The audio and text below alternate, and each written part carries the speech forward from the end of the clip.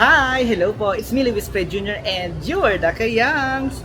So for today's video mga Kayangs, I'm so excited kasi mapufulfill na naman ang aking cravings ngayon. So for today's video mga Kayangs, as you can see, kami ay nasa airport ngayon ng Terminal 3 kasi pupunta kami sa Sawadee-Ka, Ponchoy Luis Cap, Bangkok! Oh my God, I'm so excited mga Kayangs kasi grabe, yung airline kasi namin dito, hindi yung mumura, hindi yung Thai Airways mga Kayangs. Diba yung sinakyan ko last time, nung New Year ng 2026, is ayun yung sinakyan ko. And mag-isa lang ako noon. So this time, may kasama na ako, pero yun pa rin yung airline natin. And so excited. So, ichichika ko lang sa inyo mga Kayangs yung nangyari sa immigration experience, ganyan-ganyan. Para lang alam nyo, ako kasi is unemployed, pero frequent traveler na ako. So I've been to Bangkok 3 times already. So this will be my 4th time na. Alam mo, wala kasawaan, di ba? Hindi kaya lang ako pumunta ng Bangkok ngayon kasi na-miss ko yung yung mga pad thai, yung pad krapao. Pad krapao yung pinaka-favorite ko, tsaka yung mango sticky rice kasi alam mo yung may nagbebenta naman dito ng gano'n sa mga stall, pero mas gusto ko kapag sa Thailand ko talaga kinain. So mga Kayangs, wait lang, tapusin natin yung chumichikang ingay kasi. So I'm so excited na mag-vlog sa Bangkok kasi I'm using my DJI Osmo Pocket. Di ba ang linaw niya mga Kayangs? Pero wala tayong mic. Pero kaya naman ng bibig natin yung yung surroundings para mas marinig nyo. And ang experience natin nga pala mga Kayangs sa immigration. Ako nga ulit ay unemployed. So 13 times na ako nag-flight sa iba't ibang international flight. So, paulit-ulit lang naman. Dubai, Taiwan, Singapore, Bangkok, paulit lang yung mga bansang yan. So, ayun nga. Itong kasama ko kasi is first time niyang pupunta ng Bangkok. Kaya, dito kasi sa Terminal 3, ito talaga ayaw ko ng terminal. Kasi, nakarandomize yung kanyang yung matatapat sa immigration. Syempre pag iba yung immigration officer, hindi nila maisip na, or ano ba yun? Na kasama niya to, ganyan-ganyan. Alam niya yung details nung nauna pumasok, ganyan-ganyan. So, ang nangyari, ang ginawa ko kanina, dahil wala masyadong pila, is pinauna ko siya. Tapos yung mga documents sa backpack ko, if ever na may hingin, may backup ako, pwede ko siyang puntahan doon para ibigay yung details, ganyan-ganyan. Pwede ako yung kumausap kasi ako naman nag-book. Ako nag-book ng hotel. Ako, alam ko kung anong pwedeng puntahan sa Bangkok. Actually, mga Kayangs, tuwing punta ako sa international country, palagi ako gumagawa ng itinerary. MMing itinerary lang naman. Kasi, wala lang, baka need lang nila makita. Pero, hindi ko sinusunod yun. Ang ginagawa ko, pag nandun na ako, doon lang ako mag-iisip. Para, ewan ko, mas tinatamad kasi mag-isip. So, anong nangyari is, pinauna ko siya. Tapos, syempre, may available na agad na na immigration officer. Pinapapunta na ako. Yung nasa likod ko, sige po, kayo po muna po. Nakailan, siguro mga 5 na person ata, 6 na person yung pinauna ko. Bago siya makalagpas yung kasama ko. Tapos, nakalagpas na siya, ako na yung pumunta sa IO. Tapos, kung saan siya natapat na IO, doon rin ako natapat. Tapos alam niya, di ba, ganun? So, ang nangyari, pag abot ko ng passport, tsaka, technique lang naman dyan mga Kayangs, sa mga gusto mag-travel is, huwag kayong hahawak ng mga documents, itago nyo sa backpack nyo kasi, isipin nila na, baka hingin nila yung mga documents na yan, ganyan, pakita, ganyan. So, mas okay na, if ever na hingin, or yung itanong, kumari, hotel booking, flight details, ganyan-ganyan, return ticket, ganyan-ganyan, doon nyo lang ilalabas. So, if ever naman di hiningin, huwag nyo nang ipakita, huwag nyo nang ilabas. So, ang required lang talaga, kapag punta ng immigration is, passport, tsaka boarding pass, yun lang. Wala na kayong ibang kailangan i-ready. So, ayun lang. Ang smooth lang ng immigration experience ko kasi, talagang wala siyang tinanong like saan punta, sino kasama. Pero tinanong na rin kasi kasama ko kung sino kasama niya, ako tinuro. So ayun. And di na tinanong kung tour, ganyan-ganyan. So wala, smooth lang sa akin. Siguro dahil nga may history na ako, ganyan, travel ako ng travel. Pero alam niyo ba mga kayangs, buti hindi nila na hindi ako kinwestiyon about sa visa ko. Kasi may in-apply ako ng visa na i-share ko na lang soon kung ano nangyari doon. So, pero for now, ang content natin for today is ang pagpunta natin sa Bangkok. So, ngayon, time check, 5:31 PM na mga kayangs. Wala nga lang kaming lounge access ngayon. Sa Terminal 1 lang kasi yung lounge access ng credit card ko.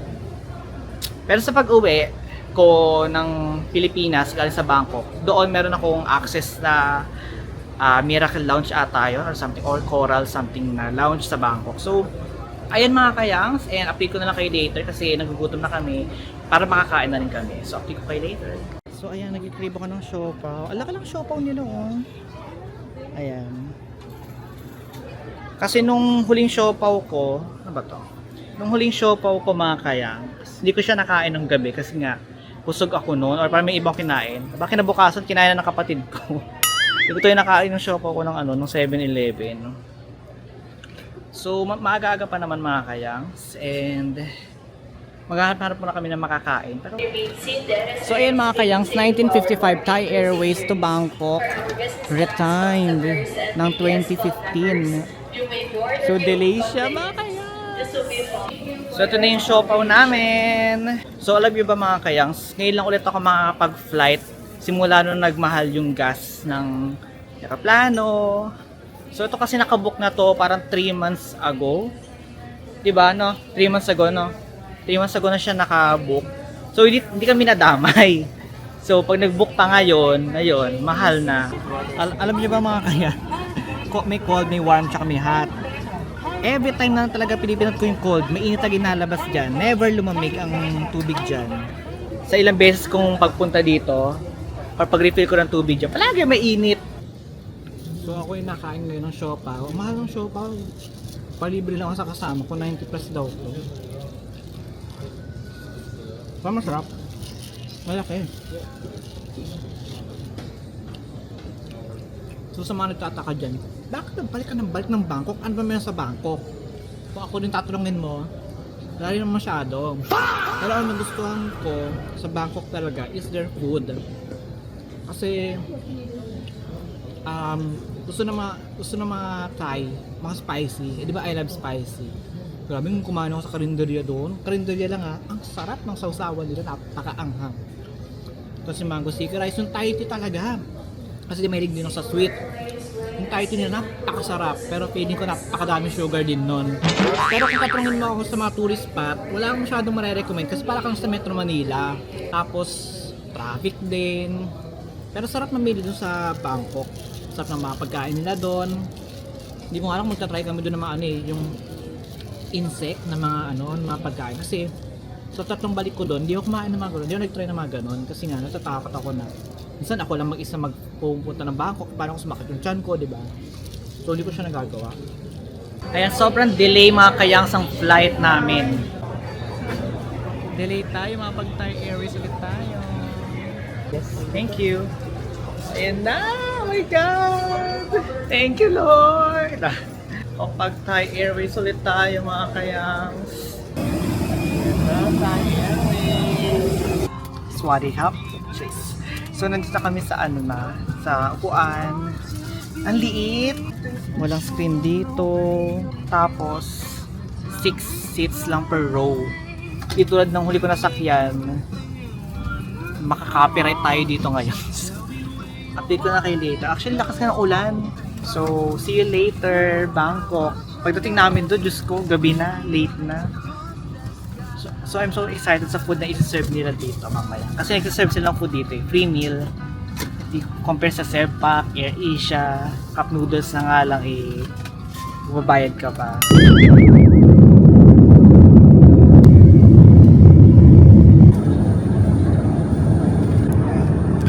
Try natin tong shrimp pad thai.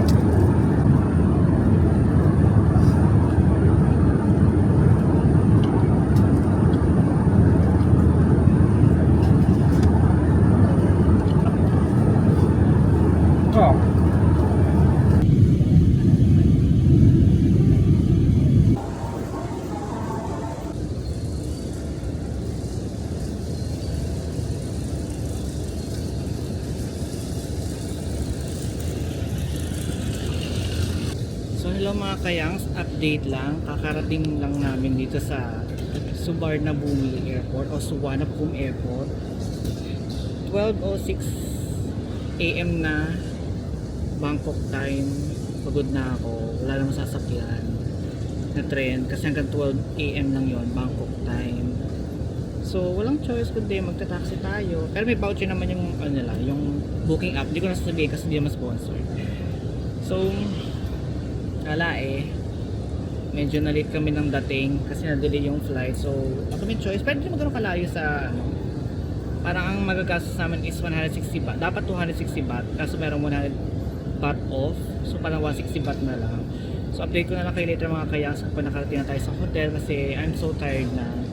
And yeah, sakit na mata ko, kapagod sa biyahe. Update ko na kayo later mga kayas. Bye. Oh. So we're here now sa labas ng airport. 80 เมตรเข้าสู่วงเวียน Which one are you? Look like a twins. Sorry. Really?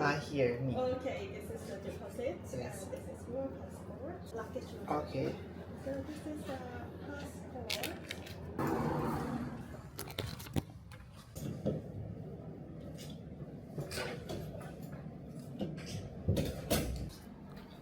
Ayan, so kakarating lang sa hotel. Ayan, ang ganda ng room nila. May book pa ako dito. Hindi ko na. Never have to be alone.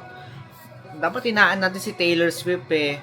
So yan mga kayangs, di na ako nakapag-update kanina. Pero ngayon is nagpapahinga na kami sa room kasi sobrang pagod. And I think dyan ko na muna tatapusin ating vlog. So see you sa ating next vlog. Bye!